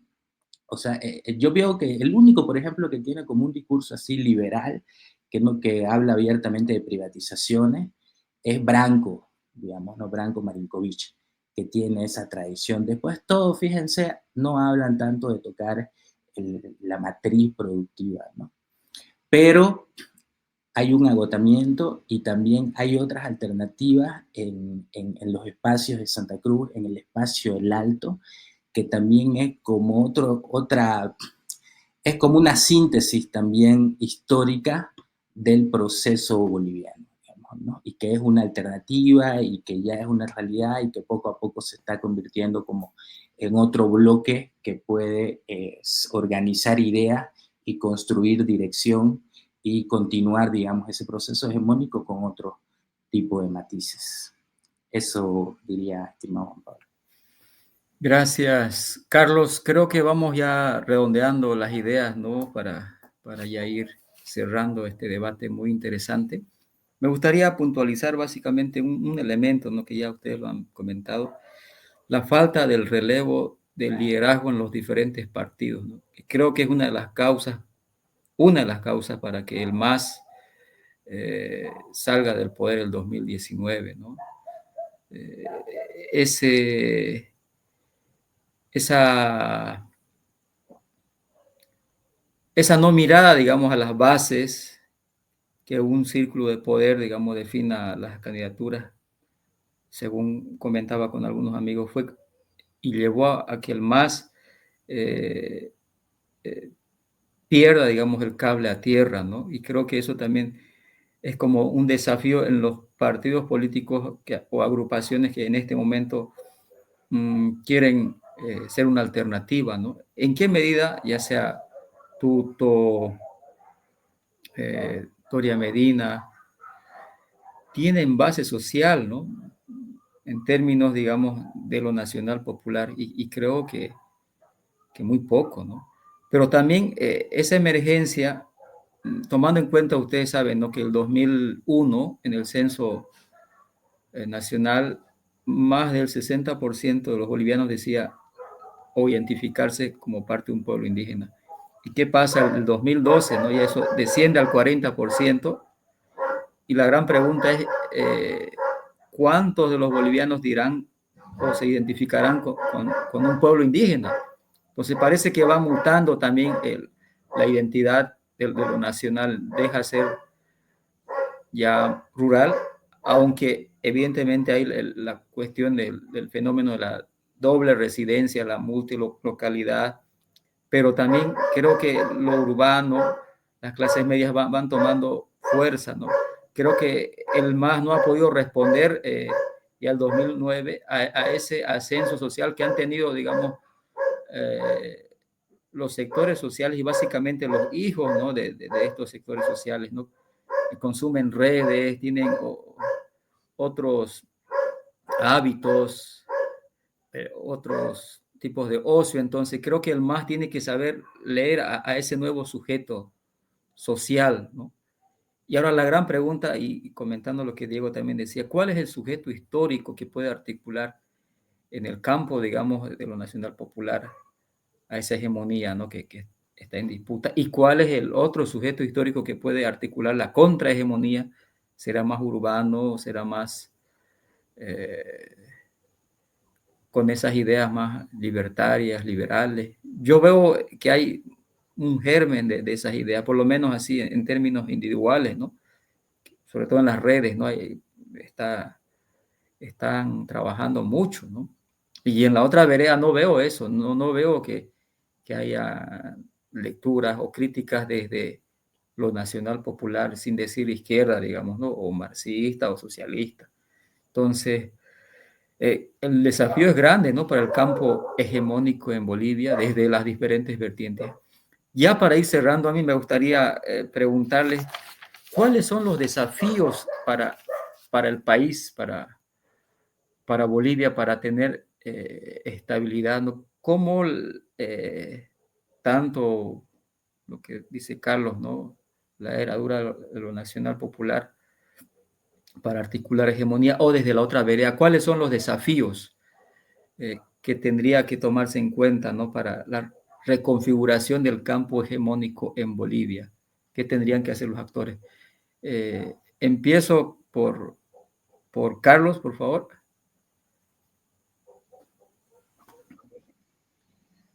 Bueno, yo diría que un discurso y una propuesta contrahegemónica, digamos, que puede plantearse dentro de este espectro nacional popular que también ha minado sus instituciones, es justamente ese fortalecimiento y salir de ese espacio, digamos, autoritario, esa tendencia autoritaria. ¿No? Porque, a ver, yo creo que es como, es un camino, digamos, hacia dos lugares. Si dentro de lo nacional popular es como, si seguimos este espacio minado de autoritarismo, minado de desmedro, de socavamiento institucional, terminar en la realidad venezolana. y el otro espacio es utilizar todo ese camino recorrido y plantear, digamos, ya estos cortes que son insostenibles al proteccionismo, al tema de los subsidios, al tema de cómo la economía va a empezar a pasar, digamos, estas facturas que pasan cada década, ¿no? Cada década o cada 20 años, perdón. Creo que esos son para mí como los desafíos, el desafío, digamos, fundamental, ¿no? Del tema institucional, la verdad es que es lo que más me llama la atención o lo que más le doy seguimiento, ¿no? Creo que a la propuesta o el espacio, el desafío institucional de esta construcción es lo que más tendría que darse o tendría que plantearse o ponérsele énfasis, ¿no? Dentro de este mismo espacio nacional popular, ¿no? Dentro de este mismo espacio nacional revolucionario.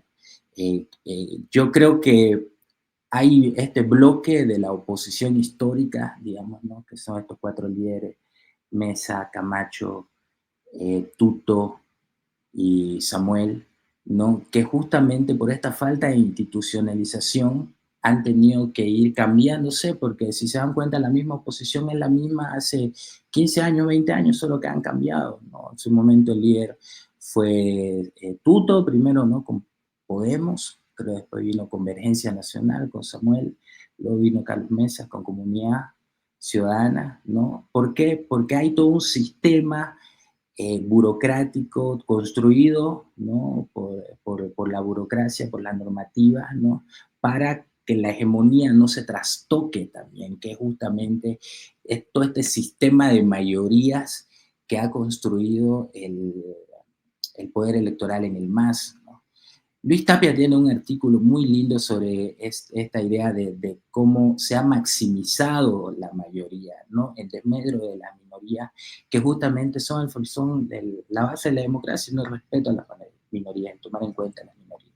Entonces, creo que ese es como la disyuntiva, yo creo que pudiera, que ofrece esta coyuntura de disolución, ¿no? Donde ya hay un partido desquebrajado, ya hay un liderazgo roto, no hay un liderazgo completamente claro, hay 2 o 3 liderazgos, ¿no? Hay bloques que el bloque se está desfragmentando, ¿no?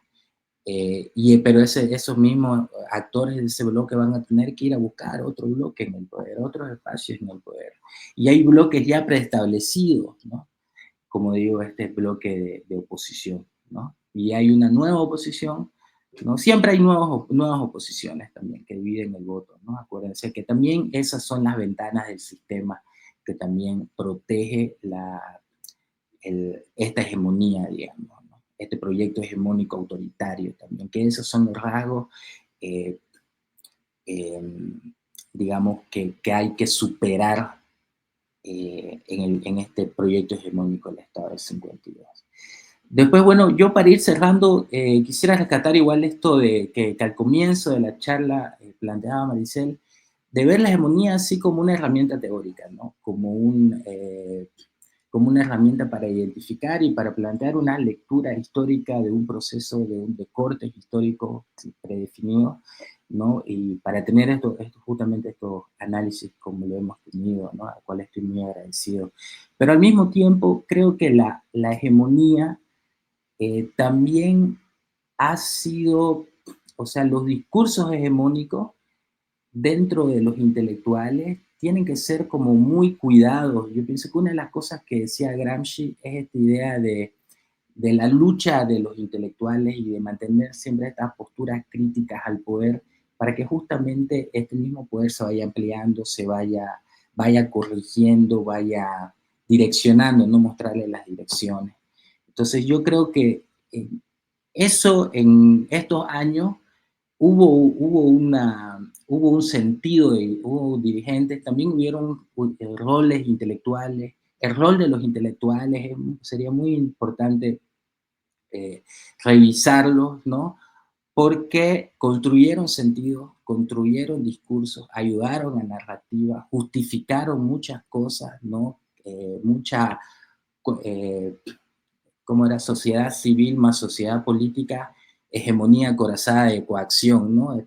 Justificaron mucha hegemonía acorazada de coacción de este sentido de Estado.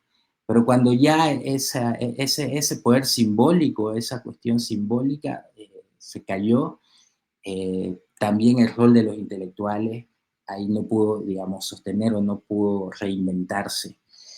Los discursos, ¿no? Los dispositivos ideológicos, la discursividad, ¿no?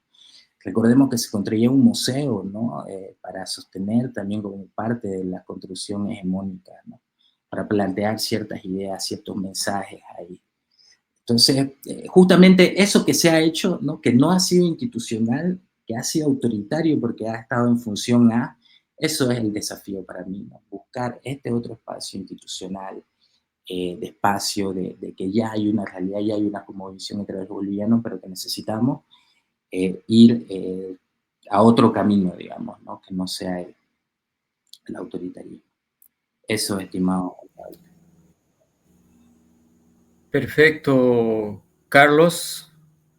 Vamos a darle espacio a Diego. ¿Cuáles serían, Diego, desde tu punto de vista, los desafíos y también qué elementos rescatas de este debate que ya estamos concluyendo para reconfigurar el campo hegemónico en Bolivia? Bueno, me parece que, como decía el compañero, abordar también el contexto internacional, ¿no? Geopolítico, para poder un poquito ver, ¿no? Los límites en los cuales puede desenvolverse un proyecto hegemónico alternativo que emerja, ¿no? Del sector, de los sectores populares. En ese sentido, para bien, para mal, Bolivia posee demasiados elementos, recursos que son importantes y deseados por corporaciones transnacionales y países imperialistas, si se quiere decir, ¿no? Entonces, en la coyuntura actual internacional, estamos viendo, ¿no? Un reacomodo de un orden mundial que se está pasando un orden multipolar o es la intención. Entonces Bolivia está abiertamente, ¿no? Participando de uno de los bloques, que sería el bloque que está retando al anterior, ¿no? Que era unipolar, encabezado por Estados Unidos.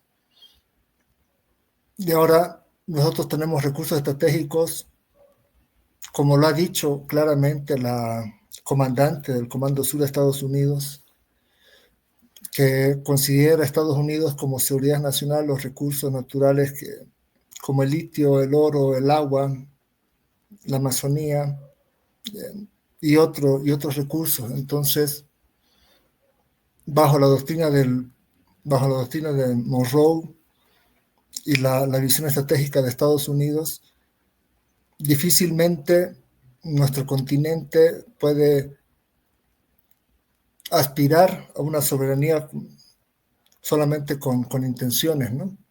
Porque hay intereses fuertes de China, Rusia. Entonces, todo movimiento emancipatorio soberanista pues tiene límite y la dificultad de enfrentarse con los poderes internacionales que dominan el mundo. Por ejemplo, como la escasez de dólares, que sí está relacionado con algunas malas decisiones gubernamentales, falta de exportación, pero también es una medida política económica coercitiva de Estados Unidos, porque toman decisiones, subir tasa de interés o demás, entonces ellos saben de qué manera facilitarte la liquidez de dólares o limitarte el acceso a su moneda. Entonces hay diferentes dispositivos en los cuales puedes alterar el desenvolvimiento normal de una sociedad. Entonces, los próximos años vienen para Bolivia y nuestro continente en momentos bastante complejos, de incertidumbre, inestabilidad, contracción económica, que no van a facilitar o permitir a que se construya o se consolide un proyecto hegemónico popular. Y para terminarnos, respecto a los sujetos históricos, como la nueva versión o la emergencia, ¿no?, del discurso libertario, el sujeto histórico es el capital. Entonces no es un nuevo sujeto histórico, ¿no?, sino es rescatar a ese sujeto histórico, el capital, frente a los intentos discursivos, políticos, prácticos de acción en construir un nuevo sujeto histórico alternativo al capital. Entonces, lo que estamos viendo con Milei y otras figuras y sobre todo en la opinión pública, en las redes sociales, de la necesidad de construir un nuevo sujeto histórico libertario, es nomás rescatar al capital. En otras palabras, es que se permanezcan, ¿no?, los bloques dominantes económicos en la actividad política y social en el país y en el continente. Bueno, entonces yo veo que la única manera que para los sectores populares, y ojalá pues la academia, la intelectualidad pueda acompañar, es profundizar, estudiar, reforzar, visibilizar a los actores económicos, políticos, culturales, que por su esencia son alternativos al capital. Gracias. Gracias, Diego. Gladys, ¿cuáles serían los desafíos que ves para el país y qué elementos resaltas también de esta discusión que hemos tenido, de este diálogo, para ya ir cerrando también?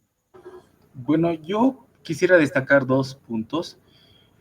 Creo que el país ha vivido un proceso de polarización muy fuerte, de ahí que entenderlo únicamente bajo un lente marxista, neomarxista, en clave sabaletiana, necesariamente puede decantar, ¿no?, en reforzar esa polarización en la lucha de clases, lo que a mi parecer es algo bastante conflictivo cuando se quiere construir consensos.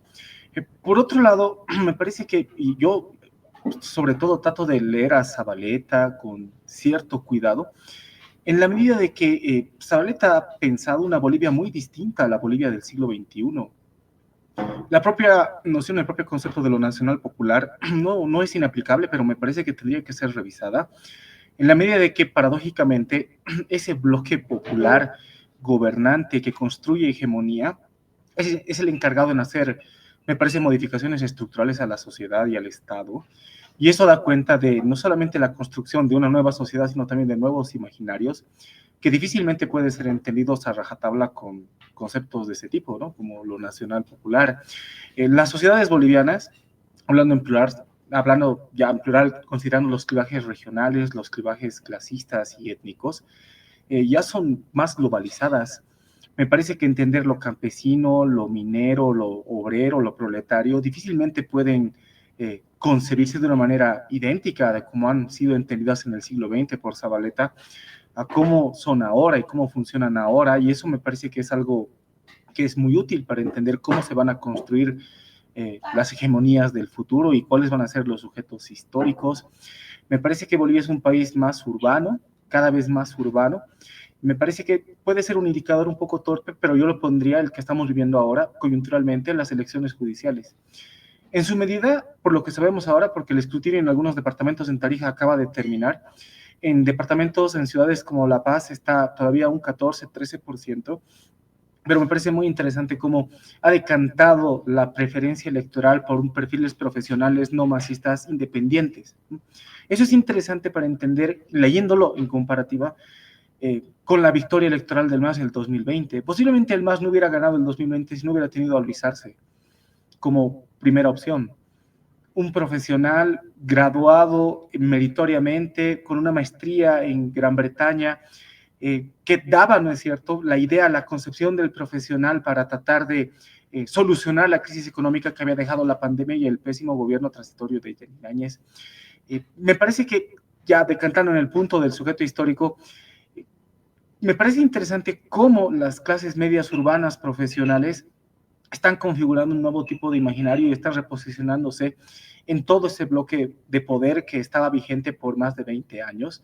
Me parece también interesante entender en qué medida lo que se valore de la construcción de la hegemonía tendría que hacerse también a partir de una nueva relectura de los conceptos que, al menos en las ciencias políticas y las ciencias sociales en Bolivia, se suele, me parece, interpretar de manera muy dogmática, de manera casi automatizada, y creo que ese sería un error desde el análisis académico e intelectual.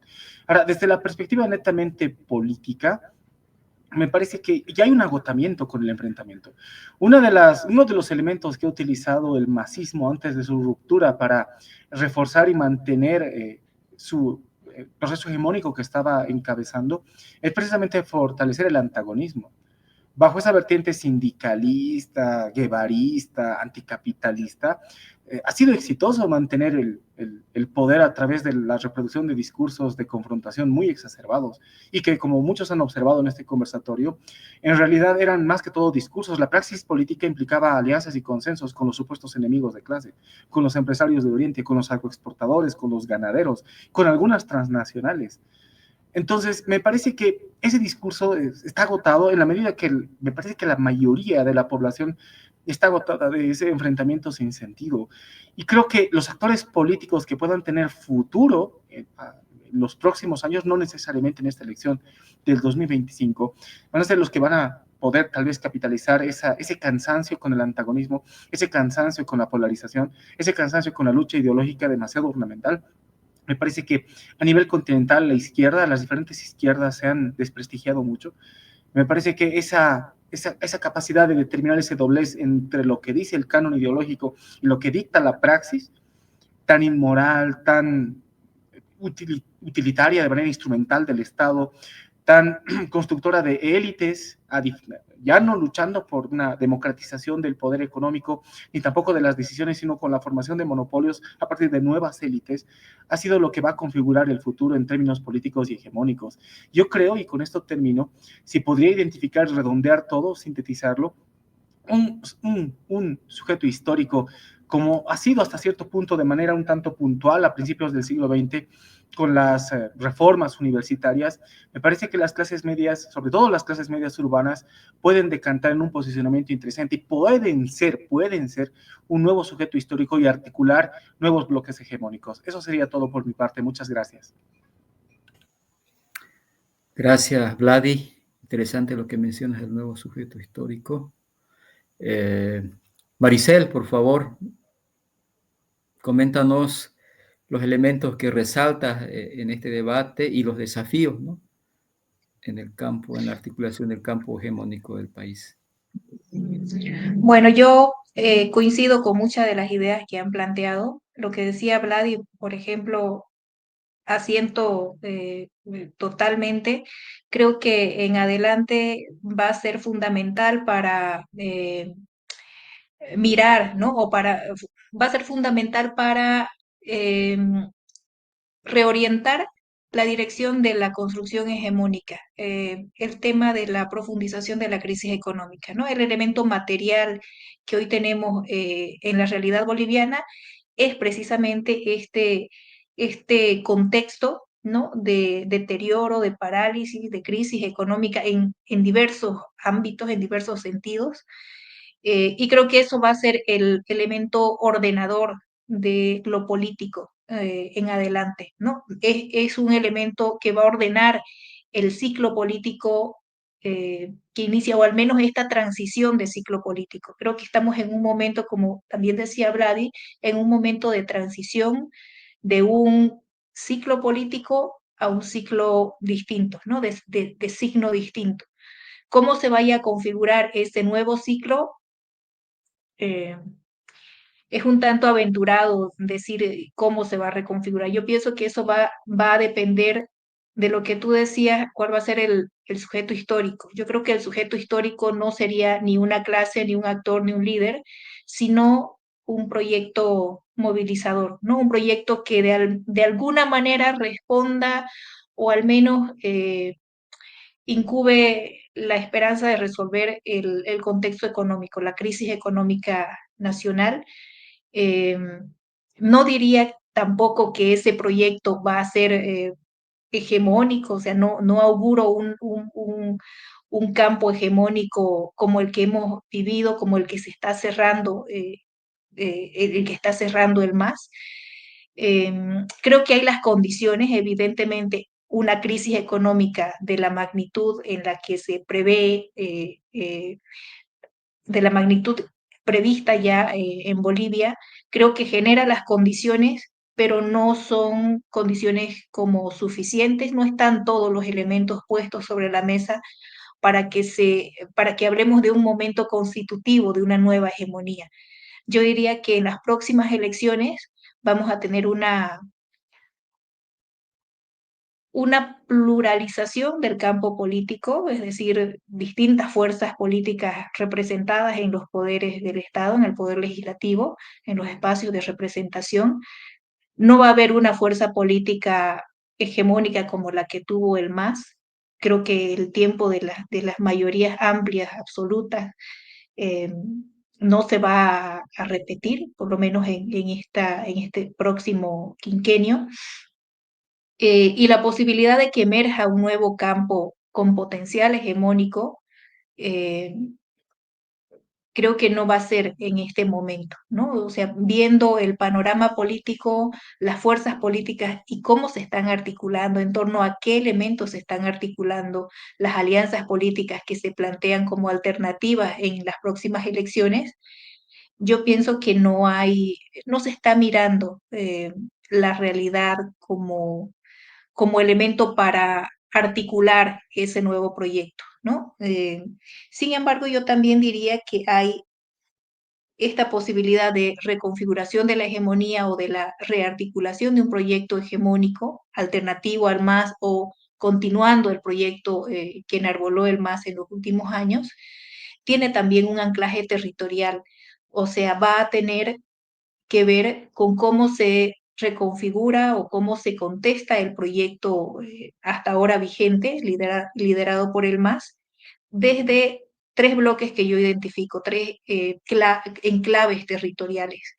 Un enclave que yo ubico más en la ciudad del Alto, ¿no? Un enclave desde la izquierda, cómo se podría reconfigurar un proyecto nacional desde la izquierda, y yo veo mucho potencial en la oposición que se configura en la ciudad del Alto, que es un territorio eh, que tiene un signo subversivo, ¿no? Históricamente. Luego el anclaje territorial cruceño, ¿no? Una alternativa absolutamente contraria, ¿no? A la del bloque liderado por el MAS, ¿no? Una visión del país, de la economía, del desarrollo también contrahegemónica, o sea, alternativa totalmente al proyecto de conducción del Estado plurinacional. Y tal vez rescatando lo último que decía Vladi, también podríamos pensar en la configuración de un bloque hegemónico alternativo, novedoso, quizás no partidario precisamente, un bloque de ruptura, ¿no? Del ejercicio político partidario tradicional desde las clases medias, ¿no? Desde quizás nuevas generaciones, es decir, un bloque político no tradicional, ¿no? Un bloque político contraestatal o diría eh, fuera del campo político, ¿no? Que emerja fuera del campo político.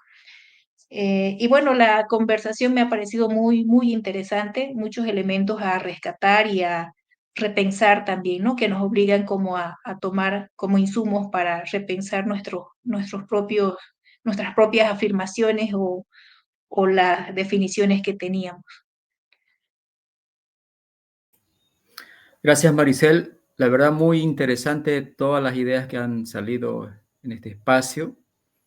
Recuerdo un fragmento de un artículo que trabajé hace un tiempo y decía que la hegemonía de un proyecto o fuerza política nunca será una victoria pura en el tiempo, no será nunca una lucha cultural de suma cero, tendrá que ver con el balance de las relaciones políticas de los diferentes actores del campo social. Entonces, el escenario está abierto.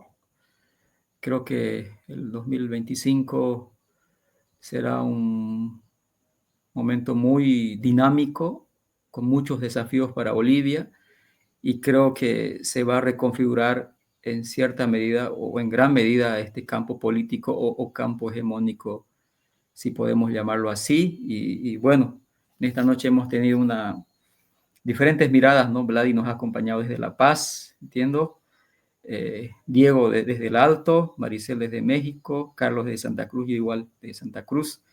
Les agradezco en gran manera. Seguramente esperamos contar con ustedes en otra entrega de Diálogos en Estación 25 con otros tópicos. Y yo concluyo con el siguiente desafío de este diálogo, ¿no? Creo que el rol de la academia, desde las ciencias sociales, es fundamental para poder develar lo que sucede en la disputa política, ¿no? Porque yo veo, evidentemente, cómo actores políticos o actores, digamos, de la prensa o políticos, digamos, confunden, ¿no?